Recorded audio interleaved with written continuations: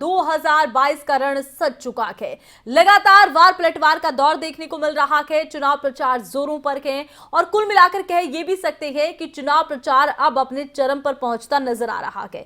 सबसे पहले एक बड़ी खबर आपको बता देते हैं। बीजेपी नेता बीरेंद्र सिंह ने एक बड़ा बयान दिया है और पंजाब की सियासत को लेकर इस बयान के बड़े मायने भी निकल रहे हैं।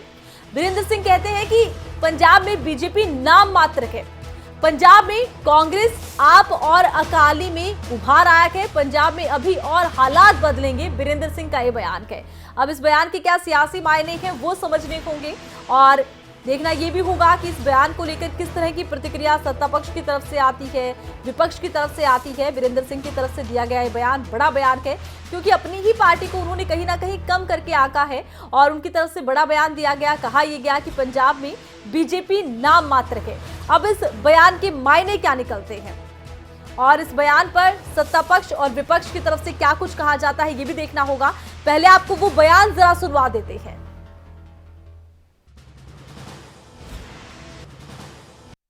बीजेपी की बात नहीं है। पंजाब में तो बीजेपी देखो नाम मात्र है। कोई पंजाब में अगर आप ये कहो, वैसे तो वो भी कहेंगे घबराहट बढ़ाएंगे, कैप्टन अमरिंदर सिंह भी कहेंगे, लेकिन वहाँ कांग्रेस और आप पार्टी और अकाली दल ने भी उभार आया है।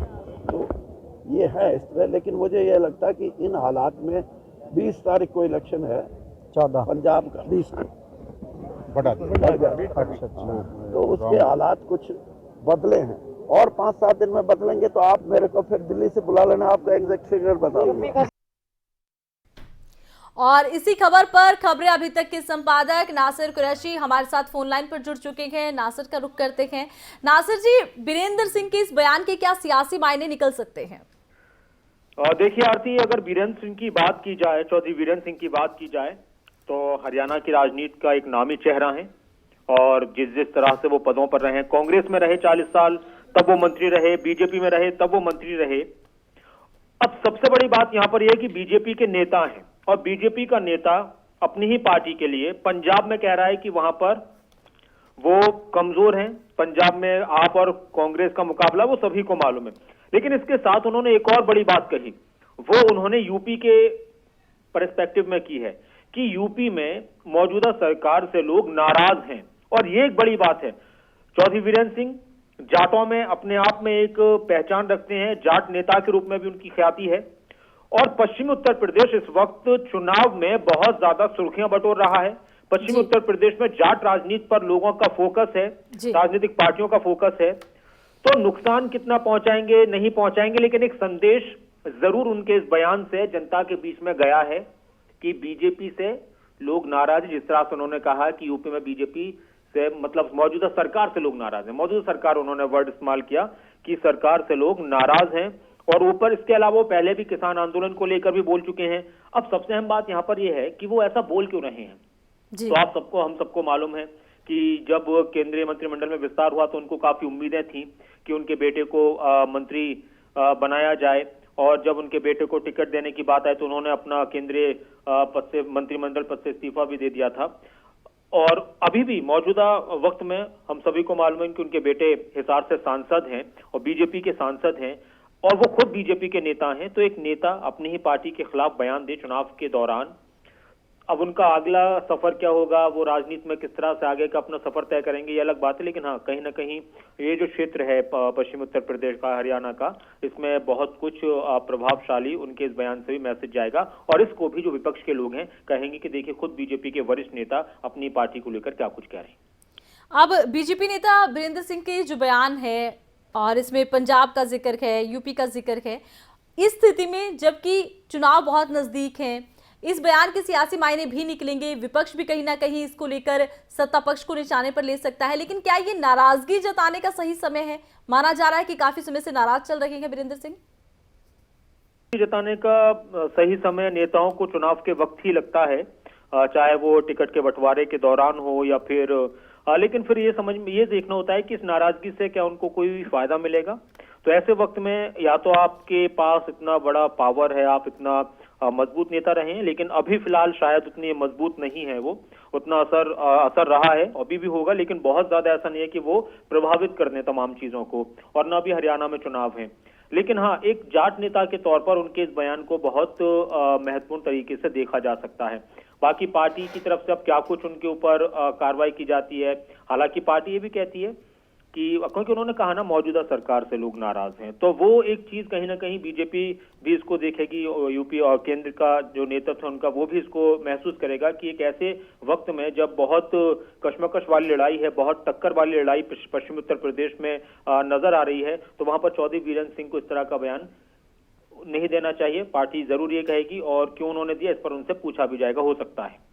तो हम ये माने कि बीजेपी नेता का ये जो बयान है पंजाब को लेकर भी और यूपी को लेकर भी, इसको लेकर सत्ता पक्ष की तरफ से किसी ना किसी तरह की प्रतिक्रिया आ सकती है। अब वो सबके सामने ना आए, सार्वजनिक रूप से ना आए, लेकिन कहीं ना कहीं पार्टी इसको नोटिस तो करेगी। जिस तरह से एक माहौल होता है, पार्टी नोटिस करती है। जब भी कोई भी किसी भी पार्टी का नेता अपनी पार्टी के खिलाफ या अपनी सरकार के खिलाफ कोई बयान देता है तो जाहिर सी बात उससे पूछा जाता है, कारण बताओ नोटिस दिया जाता है। वो हर पार्टी का अपना एक कानून है, नियम है। अब बीजेपी इसको किस तरह से देखती है वो आने वाले वक्त में देखा जाएगा। और क्या चौधरी वीरेंद्र सिंह बीजेपी में बने रहेंगे या बीजेपी छोड़ देंगे, वो भी एक अलग बात है। बिल्कुल, क्योंकि ये भी माना जा रहा है कि वीरेंद्र सिंह काफी वक्त से नाराज चल रहे हैं अपनी ही पार्टी से, और ये वो मौका है जब 5 राज्यों में चुनाव हो रखे हैं। अपनी ही पार्टी को लेकर उनका ये जो बयान है ये भी अब सुर्खियों में है। इस लिहाज से ये माने कि हो सकता है कि वो किसी दूसरी पार्टी के संपर्क में हो इस समय।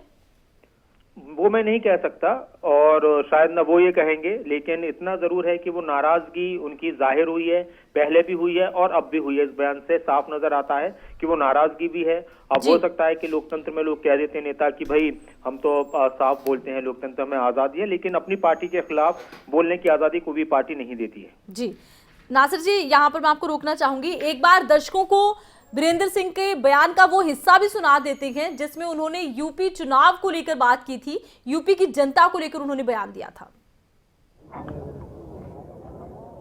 गठबंधन तो इन्होंने पिछली बार भी किया था, उसमें तो मायावती जी भी थी और सारे ही दल थे, कांग्रेस भी थी।